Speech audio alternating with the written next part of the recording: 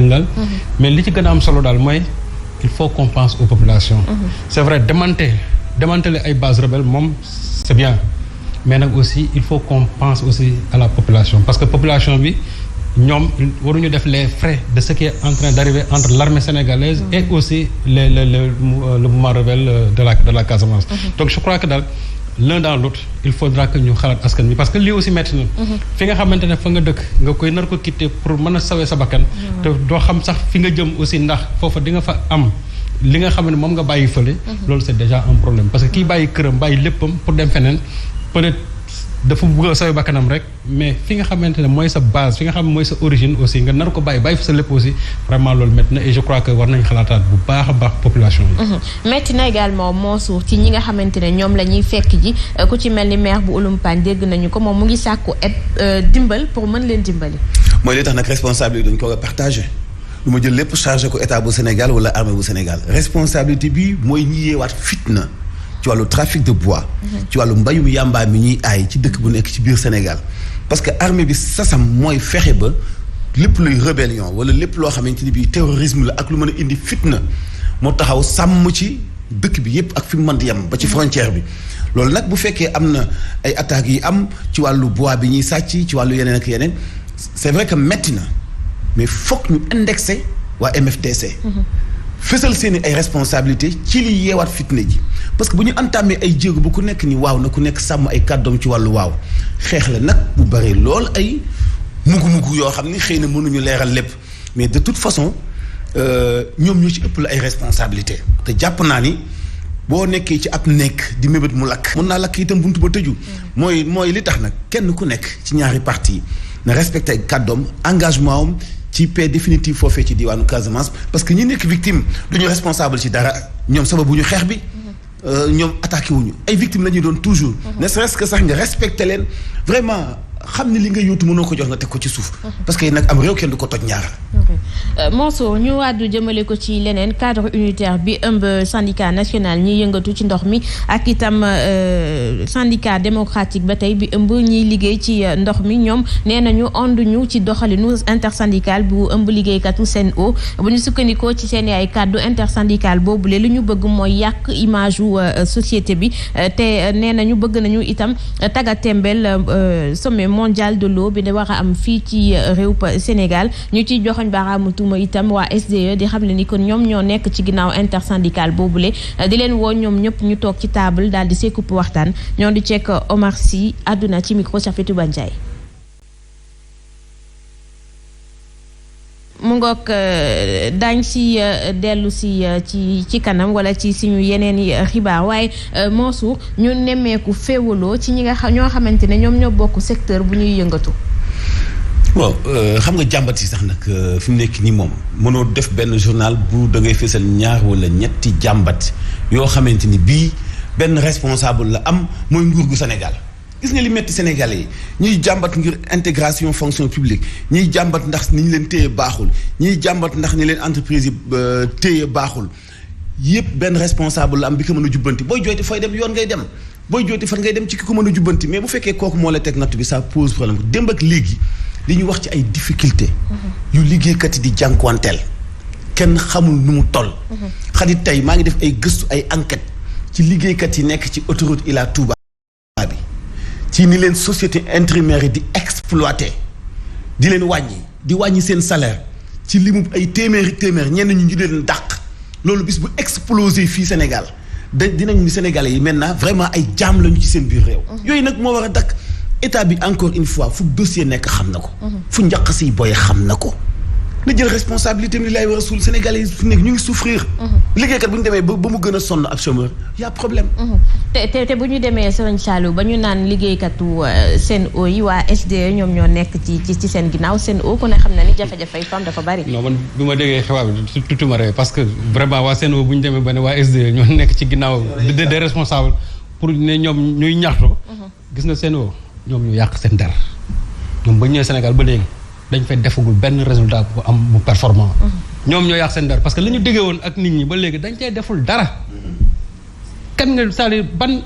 acte nga gis bu positif bu seen opposé ba mu ñëwee ba léegi amul toujours on est dans des difficultés ñaata yoon nga dégg ñu ne c'est-à-dire des quartiers entiers de la capitale ñàkk nañ dox pendant plusieurs waa Mermoz boo demee da nga leen di yërëm. chaque jour boo fa demee ñu ne leen ndox amuñu ko nga dem cité Batran institut nga dem ay Grand Dakar fu ne. heure boo demee ñu ne leen ndox amu fi te pourtant ñoom ba ñu ñëw dañu waxoon ne dañuy résoudre le problème de l'eau dans ce pays là. d'autant plus que KMS 3 nañ mi ngi en fonction. waaw mais où est le problème aujourd'hui c'est que seen wàllu bopp ñoom je crois que il faut ñu auditer xool pourquoi on a donné à Sen'Eau la responsabilité de remplacer la SDE parce que bu ñu remplacer SDE dañu waroon def plus que la SDE. ñoom tey ils ont échoué sur toute la ligne au lieu de reconnaître leur échec ci bi affaire bi ñu bëgg a taxaw ne waa SDE ñoom ñoo nekk ci ginnaaw comme mais loolu c'est même insulter ces gens là parce que ils sont assez responsables pour se faire manipuler par la SDE. SDE moom c'est une page tournée. ñu bëgg ko ñu bañ ko ñoom dem na donc ñoom amuñu sax pour taxaw fi ne dañuy manipuler qui que soit parce que dootuñu fi dellusiwaat. mais ñi nga xam tey ñoo fi nekk nañ def ay résultats gis nga bés bu ñu defee ay résultats quelles que soient les manipulations de la supposée SDE. su boobaa aussi du feeñ mais ils n'ont pas fait de résultats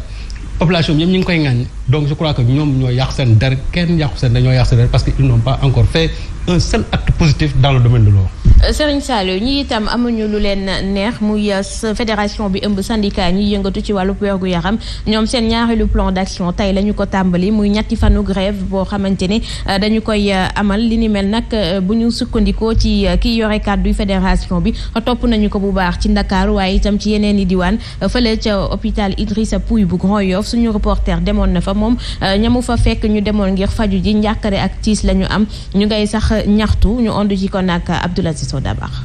dugg beeg génn gi ñu xoolaat ko waaye bu ñu duggee ci biir sax duñu fa yàgg noonu la ñuy génnaate ak seen nopp jaaxle liggéey bi moo demeewul nu mu waree Fatima amoon rendez-vous tey ci suba gi waaye mujjul gis docteur bi. secrétaire bi moom ma recevoir ma woon ko sama carnet mais daf ma ne docteur yu bari ñëwuñu benn docteur dong la ñu am tey ci biir. dañ ma jox rendez-vous bu sori te kii kaawam dafa urgent dañoo grève ak yu kenn xamul loolu dafa bizarre. service boo ca dem liggéey ba taxaw moo xam chirurgie wala ophtalmologie ak yeneen yu ni mel liggéeykat yi sàlloog grève bi buñ sukkandikoo ci kuréel bu leen boole. rajo 90% personnel bi yëpp grève nañ yeneen programme opératoire yëpp yi nga xam ne waroon nañ ko def muy service chirurgie orthopédique muy chirurgie générale muy ORL muy ophtalmologue yooyu yëpp programme yëpp annulé nañ ko jusqu'à nouvel ordre. urgence yi rek la ñu amal tey. tey jii am na malade yoo xam ne mercredi bii lañ waroon ñëw loolu joxoon rendez-vous mais man maa wax secrétaire bërki dem mu woo leen ñu ñëw démb fi nga xam ne fa la ñuy defee dialyse man ñaan sama camarades yi ñu leen jeudi bi même bu ñu demee ba ay booru 12 heures ñu am équipe boo xam ne dina ñëw defal maladie dialyse. ñi feebar di gën a wéy ak seenum jaaxle ndax grève bi dinañ ko wéyal ba fii ak gannaaw suba. Serigne Saliou lan moo mën a expliquer pataaru lu autorité yi ci ñi nga xamante ne yëglu woon nañ def premier plan d'action tey ñu ngi ci deuxième. stratégie du pourrissement toujours bala ñu yëngatu. day fekk ñu dem ba benn genre point de non retour loolu moo amoon dans le secteur de l'éducation. yëglu woon nañ depuis le début de l'année diw annoncé def seen préavis dem ba commencé ni plan d'action dem ba presque ay 8e 9e plan d'action pour que état bi enfin yëngatu. loolu dañ ko mën woon teel def éviter la crise scolaire. c'est la même stratégie de pourrissement encore ba xam moom la ñu observé dans le domaine de la santé. wala woo acteurs yi nga waxtaan ak ñoom parce que toujours waxtaan dina am lu ci juddoo. accord dina am désaccord dina am mais au moins que les gens parlent parce que nit ñi suñu waxtaanee seen biir rek toujours am na loo xam ne mën nañ fa jëlee lu positif. mais li bon mooy ñuy yëglu nga ne pat ñuy dem di dem ba léegi nag affaire ba egsi benn point de non retour nga bëgg a toog ne da ngay waxtaan ak ñoom su boobaa dafay trop tard et loolu aussi lu ci gën a métti mooy askan bi ñooy souffrir. parce que xam nga ne Sénégal suñu premier problème mooy c'est des problèmes de santé. donc nit ñi suñu toogee secteur bu mel noonu di yëngatu un secteur névralgique état bi toog ne pataaral waaw c'est vrai ñoom ñu ci bëri aussi ñoom duñu fajoo dans nos hôpitaux France la ñuy fajoo wala dans les pays européens wala ñu dem aussi ci yenn cliniques yu pays. waaw mais ñun ñi nga xamante ne ñun baadoolo yi nga xam suñu loxo jël suñu ginnaaw ngir yàlla nañu éviter ces crises là dans le secteur de la santé. li xew ci éducation bi nañu dimbali ba mu am ci santé bi te ñu dem wax ak vraiment syndicats yi parce que les gens en ont besoin. surtout que Mansour laataal yi sax secteur boo xamante ne la bari woon na jafe-jafe yu ñu ëmb. te seen grève bi xat yi li gën a doy waar mooy ñetti fan yoo xamante ni boo saaganee du ñu am interlocuteur dañuy dem ba jour yi ñuy grève jeex ñu continuer dem di liggéey. c'est-à-dire loolu moo graaw ci Sénégal. wala ñu dem seen ñetteelu plan d'action. mais kenn mooy nekk victime mooy ki ñu fàllewul mooy Sénégal bi tawat te du mën a faju mooy Sénégal bi tawat te du am lu mu fajoo mooy Sénégal bi tawat te du am lu mu jël comme transport faju ji sëñ Saliou wax na ko ñoom mën nañu faju clinique am na sax ñu am ay clinique donc faju tawu leen am nañu ba ñuy fajoo bitim réew am na sax ñu bu ñuy def consultation bitim réew la ñuy dem c'est-à-dire que mooy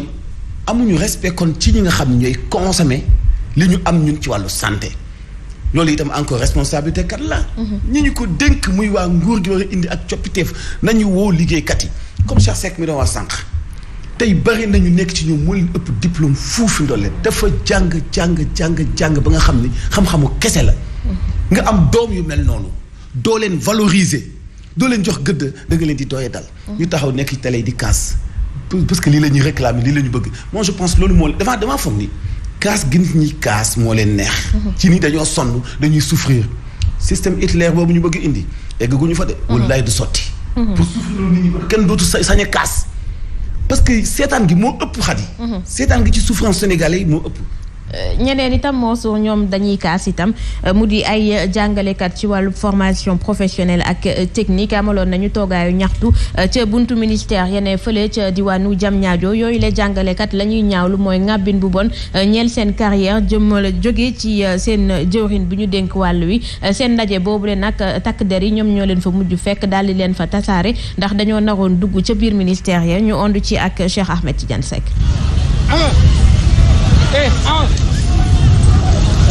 ñu nga wàccee ci wote ya di mbooloo bu takk lool ci béréb yi jege expert ministériel bu Diamniadio di ay jàngalekat yu l'école de formation professionnelle et technique ñëw war nag wane seen naqar bu rëy moo ñu fi indi parce que télé boo taal rajo boo taal ñu naan gëm nañ ne avenir u Sénégal formation professionnelle la mais loolu wax kese la xamante ne ni jàngalekat yi nga xamante ne ni ñooy sunu naatongo enseignement général yaakaar nañ ni seen problème lijjanti nañ ko rek déggatoo ci dara parce que Dame Diop moom politique boppam image yu boppam moo ko gën a ñor foofu enseignement général Dame Diop yàpp gëm ñu yàpp miin gëm ñu mi ndax ñu ne gone leen seen bulletin de salaire. ñoom jàngalekat yooyu ni duñu wàcce dara ci seen ak mer di ŋàññe nag coono ya ñuy daj ca nañuy saytoo seen carrière. benn jigéen boo xam ne prof gestion la dafa jàng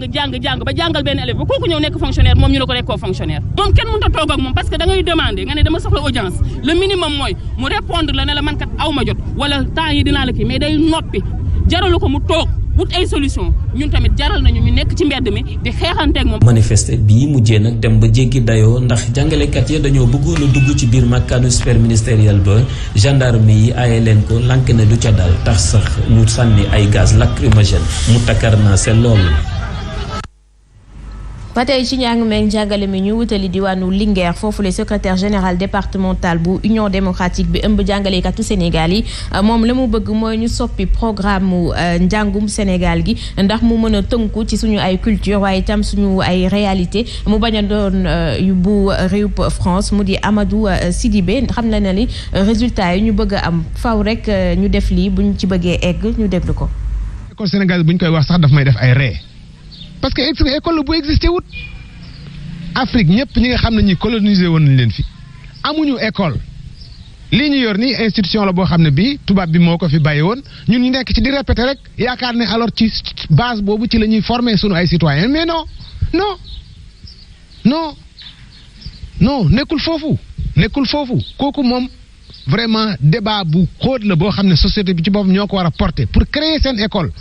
Sinon ce qui se passe mooy lan ce qui se passe mooy ñi ngi topp ci tubaab bi di leen répéter rek di répéter seen modèle di utiliser seen modèle alors que modèle boobu dañ ko xalaat feneen laata ñun ñu di ko adopté indi ko fii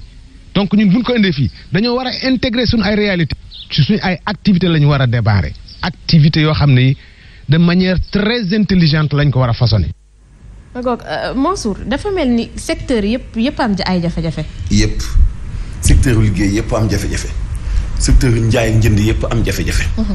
secteur politique yëpp am jafe-jafe. waa am réew bu politique bi sooxee